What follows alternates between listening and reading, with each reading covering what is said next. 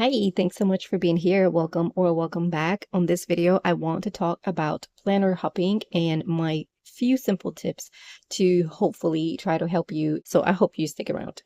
So this year, I knew since we started the year that I was not into the planner hopping. I just wanted to really set up a planner and stay in it for the entire year. But it did take me a little bit. I did spend about 2 years going from planner to planner, just going with whatever was trending and trying different things in search for the one that felt like that was the one I wanted to use for an entire year.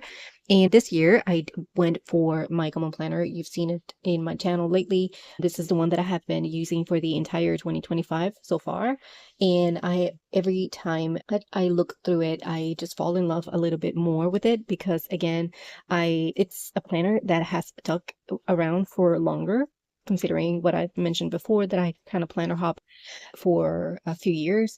And it doesn't only hold my plans, it holds my life, my memories, my creative, I guess, planning approach, my, you name everything. It's in here, life data, everything that I do to track important areas of my life. I do everything in this book, and that was the main idea that I knew I wanted to accomplish when we started the year. Like I said, it was not easy. I did a planner hop for a little bit last year. I fell in love with rings, and I knew that I wanted a ring system in my planner stash for the year. And knowing that and knowing myself, it's how I came up with this plan of a dual system for the year. So I knew that I wanted to create a system that allowed me to have one book where I could house every single thing from my life in just one book. In that one, I could just store and save in my stash at the end of the year, and then one that allowed me for flexibility and to fill in when I felt like I needed some kind of change or I was craving something new or something like that throughout the year. This is the one that does that for me. Another thing I did this year was to declutter my media space, and that is because we tend to, at least myself, I tend to look at other accounts and look at the planners they're using and feel like that could also work for me. And it's truly just something about just seeing other people using different planners and systems and making them pretty. And I guess the fear of missing out on something that could work better. And then I find myself tempted to planner hop and get me a different planner to see if that can work better.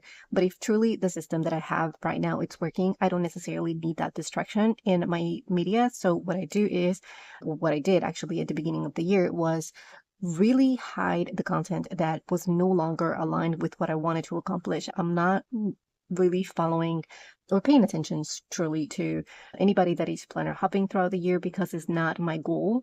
I'm following other accounts that are trying to accomplish the same thing, just stability, functionality, and just finding themselves more productive. I guess I can use that word, and finding that one system only works better for them, and that's what I want for myself. So I want to attract the same vibe. So I got my handy notebook because of the year. I wrote about a few questions that I found online about the planner hopping, and I wanted to answer them not only for myself but also to share with you. So I'm just gonna go and read through them.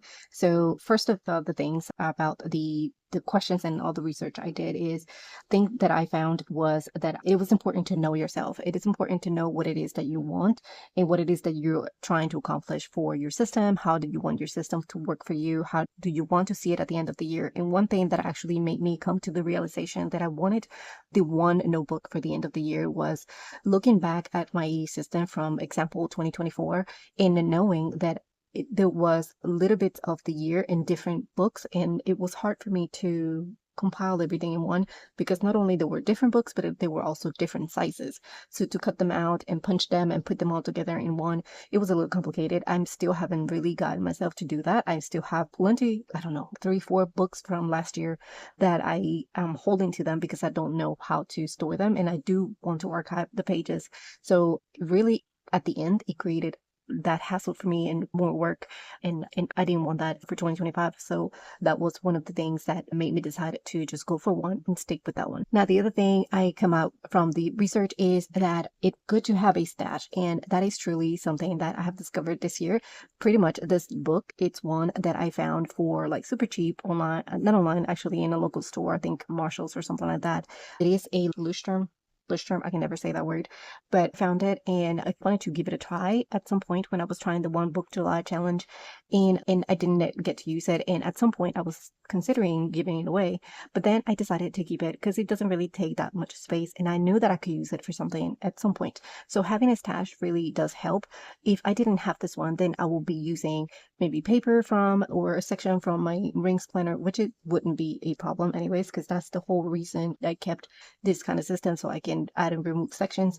But also I would have been mixing things around, and this one is the only one that I use for random notes and research notes that I do from other videos or books or podcasts and stuff like that. So something that I don't necessarily look at often, but I like to have a place for me to jot down notes. So definitely having a stash, it's a good way for us to feel that satisfied, that feeling of wanting to grab something new for a different era in your life. If you're into books for a moment of the year, or if you're into movies, movie reviews, or if you are into podcast listening and then taking down your own notes, you can have a dedicated book for that.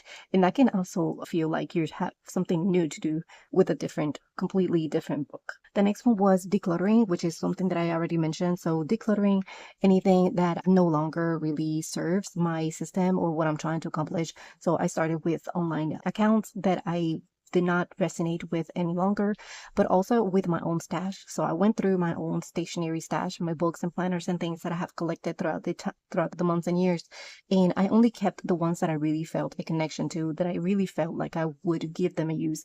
Just like this notebook, I knew that I could find a use for it at some point, so I kept it in my stash, and I have like maybe 3 or 4 other additional ones that I know at some point I can use in the same purpose, for the same purpose. And if I grabbed anything, if I have anything actually new this year, is because of collaborations. I got different books in the mail to give a test to try it out. Like this one is from Anecdote, and I've been using it for my content planning. It has been great, but it's not something that I went out and bought myself.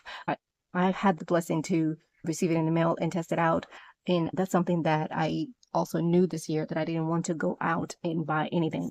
Everything that I was going to use, it was anything that I already have in my stash. The next one is to test things for 30 days.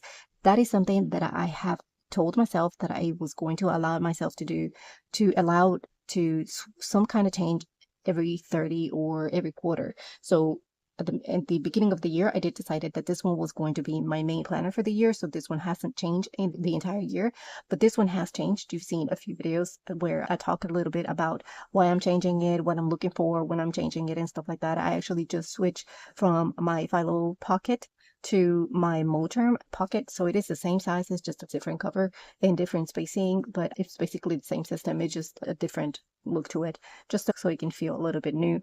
But truly, the system itself has been working just fine, so I'm not trying to switch it around. But knowing that I have that 30 days to give it a try and switch things around if I have to, it makes me feel a little bit more at ease, knowing that if this one doesn't work for this quarter or the next 30 days, I can always switch to something different, whether it is a notebook like this or a traveler's journal, because I have a few inserts. So anything that I have in my stash that I can shop for and switch every 30 days, that's the plan. That's what I'll do. And that's fulfilling that the need for switching that kind of arrives mid-year.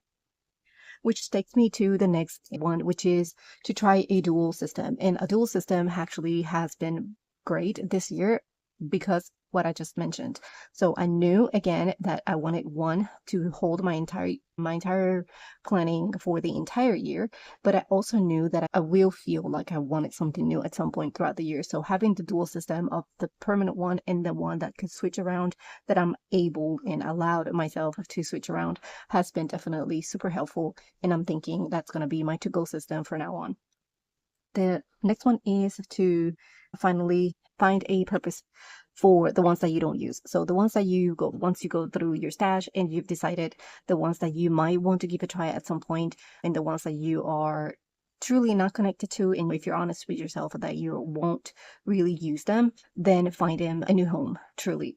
If you cannot sell them online, you tried, or if that's not something for you, just give them away. It's just going to take space in your area, and it's going to take mental space, and it's going to make you feel guilty because you have them there just taking space, and just going to make you feel guilty because you're not using them. So just find them a new home, give them away. I'm sure that somebody else will find them and give them love and use them. So yeah, I wanted to share this approach with you, just kind of truly to, I know that the One Book July challenge is approaching, and the mid-year kind of mark it's approaching, where many of us feel that itch to switch things around.